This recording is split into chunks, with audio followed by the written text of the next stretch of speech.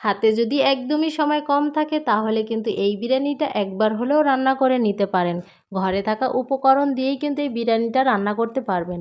আসসালামু আলাইকুম এভরিওয়ান, আশা করি সবাই ভালো আছেন। আজকে একটা রেসিপি আপনাদের সাথে শেয়ার করব। আশা করি আজকের রেসিপিটা আপনাদের ভালো লাগবে। ভালো লাগলে অবশ্যই আমার পাশে থাকবেন আর ফুল ভিডিওটা দেখার অনুরোধ রইল। ফুল ভিডিওটা কিন্তু দেখবেন। আজকে আমি আপনাদের সাথে শেয়ার করব ডিম বিরিয়ানি। খুব সহজ একটা রেসিপি। আমরা আসলে অনেক সময় কষ্টের জন্য ডিম বিরিয়ানি রান্না করতে চাই না, বাচ্চারা বিরিয়ানি খেতে চায়, কিন্তু বিরিয়ানি রান্না করতে কিন্তু অনেক কষ্ট হয়। তাই সহজেই কিন্তু এই ডিম বিরিয়ানিটা রান্না করে নিতে পারবেন। আমি চুলায় চলে আসলাম আর কড়াইতে তেল দিয়ে ডিমটা ভেজে নেব। ডিম ভাজার আগে কিন্তু আমি পেঁয়াজের বেরেস্তা করে নিয়েছিলাম। তারপরে কিন্তু ডিমগুলোকে একটু হালকা লালচে করে ভেজে নিয়ে তারপরে দিয়ে দিছি পেঁয়াজ কুচি। পেঁয়াজটাকে একটু হালকা করে ভেজে নিয়ে এর ভিতর দিয়ে দিব আদা রসুন পেস্ট। আদা রসুন পেস্টটা দিয়ে এর ভিতরে দিয়ে দেব একটু লাল মরিচের গুঁড়া, দিয়ে খুব ভালো করে মশলাটাকে একটু কষিয়ে নেব তেলের সাথে। তারপরে একটু পানি দিয়ে দেব আর দিয়ে দেব মশলা। এখানে দারচিনি, এলাচ, লং দিয়ে দিয়েছি আর এরপরে দিয়ে দেব তেজপাতা। দিয়ে তারপরে মশলাটাকে খুব ভালো করে কিন্তু কষিয়ে নিতে হবে। দিয়ে দেব জিরার গুঁড়া পরিমাণ মতন। এখন খুব ভালো করে মশলাটাকে কষিয়ে নিয়ে তারপরে দিয়ে দেব একটা টমেটো। এখানে আমি টমেটো নিয়েছি, এই টমেটোটা দিয়ে দিলাম। টমেটোটা দিয়ে খুব ভালো করে কিন্তু কষিয়ে নিতে হবে। কষিয়ে নেওয়া হয়ে গেলে এর ভিতরে দিয়ে দেবো আমি ভেজে রাখা ডিমগুলা দিয়ে একটু ভালো করে কষিয়ে নেবেন, তাহলে ডিমের ফ্লেভারটা কিন্তু মশলার সাথে বেরিয়ে আসবে আর বিরিয়ানিটা খেতে কিন্তু অসম্ভব পরিমাণে মজা হবে। আমি মশলার সাথে ডিমগুলোকে খুব ভালো করে কষিয়ে এখন আমি নামিয়ে নেব ডিমগুলোকে। তারপরে কিন্তু এটার ভিতরে চাউল দিয়ে দেব।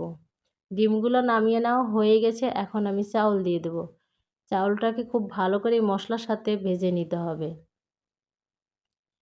আমি চাউলগুলোকে নেড়ে চেড়ে খুব ভালো করে ভেজে নিব আর দিয়ে দিছি স্বাদ মতন লবণ। চাউলটাকে খুব ভালো করে কিন্তু ভাজতে হবে মশলার সাথে। ভেজে নেওয়া হয়ে গেলে আমি যে এই মগটা দিয়েই চাউল নিয়েছি পরিমাণ তার ডাবল পানি দেব। পানি দেওয়া হয়ে গেলে মিক্স করে নেব আর এরপরে দিয়ে দেব দুধ। এখানে আমি লিকুইড দুধ নিয়েছি হাফ কাপ, এই দুধ দিয়ে দিলাম। এখন দুধ দিয়ে ভালো করে নেড়ে চেড়ে মিক্স করে ঢাকনা দিয়ে ঢেকে দিব। ঢাকনা দিয়ে ঢেকে দেবো বলক আসা পর্যন্ত। বলক চলে আসছে কিন্তু এখন দিয়ে দেবো কাঁচামরিচ। এখানে আমি 8-9টা কাঁচামরিচ নিয়েছি, ওটা দিয়ে দিলাম।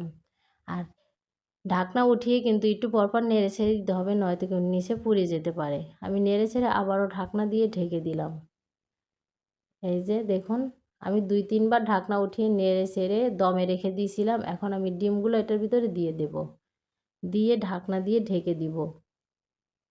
আর ডিম বিরিয়ানির সাথে আমি আজকে মাছ ভুনা করছিলাম। এখানে আমি বাটা মাছ ভুনা করছি।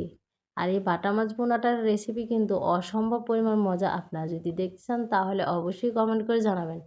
আমি এখানে ডিম বিরিয়ানিটা যেহেতু রেডি হয়ে গেছে, এখন আমি বেরেস্তা দিয়ে দিলাম। আর দেখুন কত সুন্দর হয়েছে আমার ডিম বিরিয়ানিটা, মাশাআল্লাহ আলহামদুলিল্লাহ। খেতেও কিন্তু অসম্ভব পরিমাণে মজা হয়েছে। আজকের রেসিপিটা যদি আপনাদের ভালো লাগে অবশ্যই আমার পাশে থাকবেন। সবাই ভালো থাকবেন, সুস্থ থাকবেন। আল্লাহ হাফেজ।